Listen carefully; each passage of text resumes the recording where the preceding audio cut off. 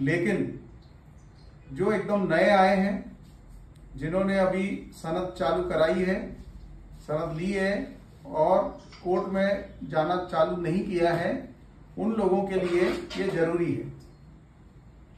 तो आज बात होगी कोर्ट्स, डिस्ट्रिक्ट कोर्ट लेवल तक कितनी कोर्ट हैं, इसके साथ ही हमारे कुछ फोरम्स एंड ट्रिब्यूनल्स भी हैं जो कि स्पेशल सब्जेक्ट्स पर एडजुडिकेशन करते हैं।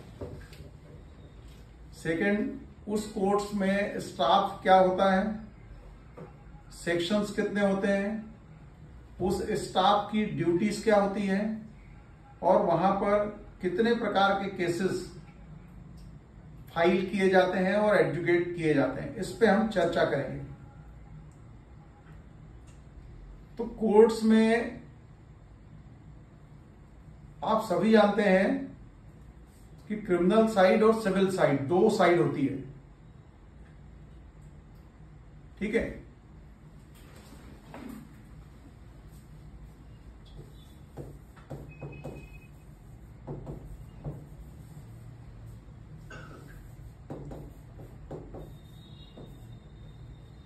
क्रिमिनल में कहां कहां प्रैक्टिस की जाती है? सबसे पहले एग्जीक्यूटिव मजिस्ट्रेट की कोर्ट,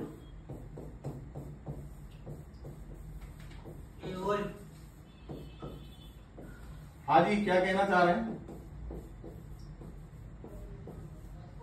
हाँ,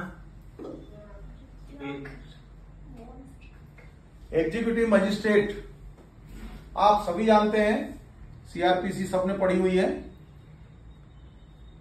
जो तहसीलदार, नायब तहसीलदार, तहसीलदार, एसडीएम या डिप्टी कलेक्टर, एडीएम और डिस्ट्रिक्ट मजिस्ट्रेट और कलेक्टर, इनकी जो क्रिमिनल साइड की कोर्ट होती है वो एग्जीक्यूटिव मजिस्ट्रेट्स की कोर्ट होती है।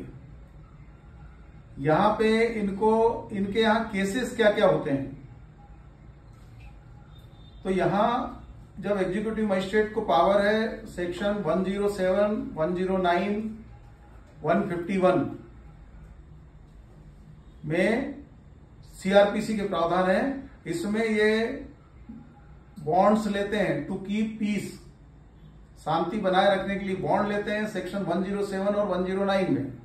इसमें नॉर्मली पुलिस जो है परिवाद करती है, ठीक है, खुद भी परिवाद करती है या किसी के रिपोर्ट लिखाए जाने पर भी परिवाद किया जाता है और उसके आधार पे बॉन्ड लेने की कार्रवाई होती है। बड़ी सिंपल कार्रवाई है ये, और इसमें एक्चुअली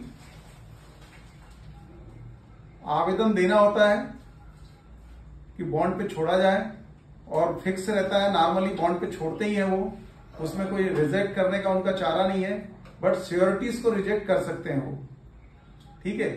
तो बॉन्ड भराया जाता है श्योरिटी का और खुद का आरोपी का मुचलका लिया जाता है। एक्चुअली आरोपी नहीं है वो, एप्लीकेंट एंड नॉन एप्लीकेंट बोला जाता है, ठीक है। तो ये एग्जीक्यूटिव मजिस्ट्रेट्स की पावर है, इसमें नायब तहसीलदार भी हो सकता है, तहसीलदार भी हो सकता है, ठीक है, इनको पावर रहती है। दूसरा जो एसडीएम है, इसकी कोर्ट होती है। एसडीएम की कोर्ट में कुछ सीआरपीसी के प्रावधान के तहत, जैसे 133 न्यूजेंस, कहीं बाधा है, पानी की बाधा है या कहीं रोड की बाधा है, किसी प्रकार की बाधा है, सैनिटेशन की प्रॉब्लम है, कहीं भी किसी प्रकार का पब्लिक न्यूजेंस होता है, तो एसडीएम की कोर्ट में आवेदन लगाते हैं और वहां से रेमेडी मिलती है, ठीक है। और ऐसी प्रकार 151 सीआरपीसी के प्रावधान है जहां पे संज्ञेय अपराध घटित होने की संभावना होती है, वहां 151 का ज्यूरिसडिक्शन रहता है, ये एडीएम लेवल के जो अधिकारी हैं उनको रहता है, डिप्टी कलेक्टर या एडीएम लेवल के अधिकारी, जिसको एसडीएम भी अपन कहते हैं, ठीक है।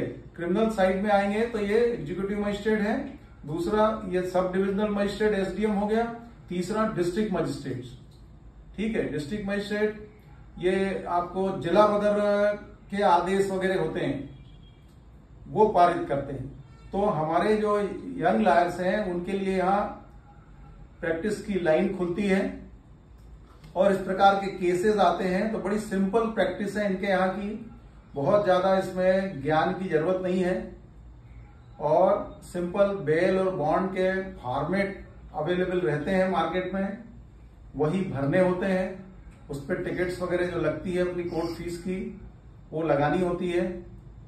तो बहुत सिंपल प्रैक्टिस है, इसको डिटेल में लॉ के साथ में हम आगे, मैंने इसके डिटेल्स वो रखा हुआ है उसमें चर्चा करेंगे। ठीक है। दूसरा कोर्ट है जुडिशियल मजिस्ट्रेट की court. Judicial magistrate first class की कोर्ट हमारे यहाँ होती है, ये सबसे लोएस्ट कोर्ट है डिस्ट्रिक्ट कोर्ट में। और सीआरपीसी में इनको क्या क्या ज्यूरिडिक्शन है सब आप लोगों ने पढ़ा हुआ है। ठीक है। 3 साल तक ये कारावास की सजा दे सकते हैं, 10,000 रुपए तक जुर्माना करने की इनको पावर है। ठीक है। और सीआरपीसी के शेड्यूल में पार्ट 1 में जितने अपराध ट्रायबल बाई मजिस्ट्रेट लिखे हैं उन सबका ट्रायल मजिस्ट्रेट कोर्ट में होता है। ठीक है। तो अब मजिस्ट्रेट कोर्ट में ट्रायल जो है 2 तरह से आता है। पहला है चालान के द्वारा, जो कि पुलिस दर्ज करती है। अब चालान किसमें होगा? चालान उन्हीं मामलों में होता है जिसमें संज्ञेय अपराध घटित हो और सेक्शन 154 सीआरपीसी के तहत एफआईआर लिखी गई हो। उसी में पुलिस इन्वेस्टिगेशन करके कोर्ट में चालान पेश करती है। तो चालान कैसे पढ़ना है इसके लिए मैंने एक पीरियड रखा हुआ है, ये अपने आप में एक विषय है। ठीक है। तो जुडिशियल मजिस्ट्रेट की कोर्ट में चालान के द्वारा केस आते हैं, उसमें आपकी सहभागिता रहती है एज अ डिफेंस लॉयर।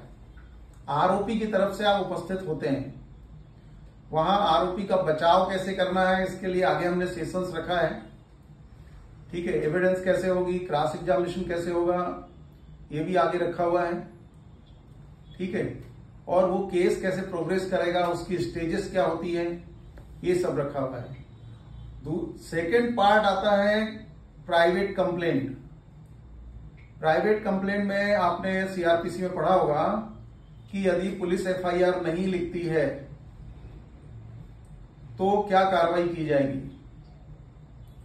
तो इसके प्रावधान जो है वो है कि पुलिस यदि एफआईआर नहीं लिखती है तो जो भी आपकी एप्लीकेशन है उसको रजिस्टर्ड पोस्ट से एसपी को भेजा जाएगा और कुछ समय देने के बाद एसपी ऑफिस से भी अगर कोई कार्रवाई नहीं होती है तो complainant private complaint competent magistrate की कोर्ट में लगा सकता है।